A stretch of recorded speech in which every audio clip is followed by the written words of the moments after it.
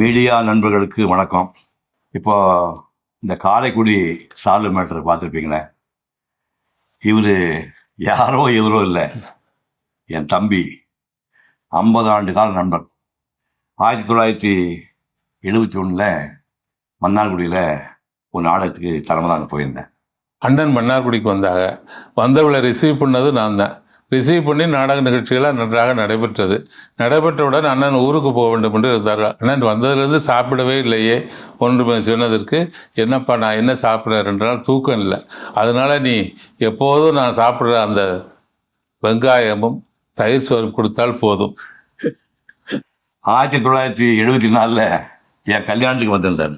கல்யாணத்துக்கு வந்தது மட்டும் இல்லை, வந்த எல்லாரையும் ரிசீவ் பண்ணதும் நானும் ஒருவன்.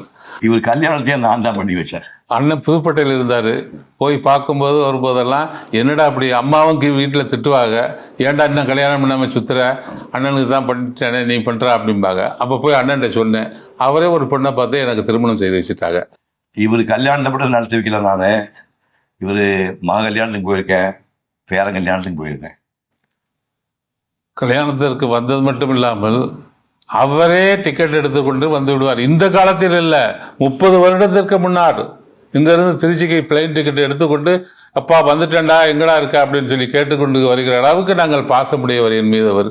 பொதுவாக நிகழ்ச்சிகளில் எனக்கு யாராவது சால்வை போத்து வந்தாங்கன்னா அதை திருப்பி அவனுக்கே போத்திடுவேன். சால்வை போத்திக்கிற பழக்கம் எனக்கு கிடையாது. இன்னைக்கு ஒரு 6 மணிக்கு நிகழ்ச்சி ஆரம்பித்து 7, 8, 9, 10 ஒரு 7-8 பேர் பேச ஆரம்பித்து பயங்கர டயர்டாகி கடைசியாக நான் பேசினேன். அப்போவே கிட்டத்தட்ட 10 மணி ஆகி போச்சு. ரொம்ப டயர்டாக இருந்தது. கிளம்பி கீழே வந்துட்டு இருக்கிறேன். கரிமங்க நின்றுருக்காரு. எனக்கு சால்வை போடுறது பிடிக்காதுன்னு தெரிஞ்சு இந்த மனுஷன் கையை சால்வை வச்சு நின்றுருக்கேன். எங்கள் வீட்டுக்காரம்மா அப்பவே சொன்னேன், சால்வை எடுத்துகிட்டு போகாதீங்க அப்படின்னா.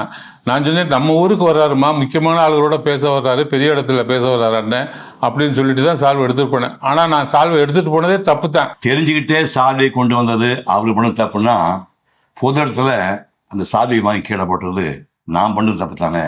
I feel sorry. அதுக்காக நான் ரொம்ப வருத்தப்படுறேன்.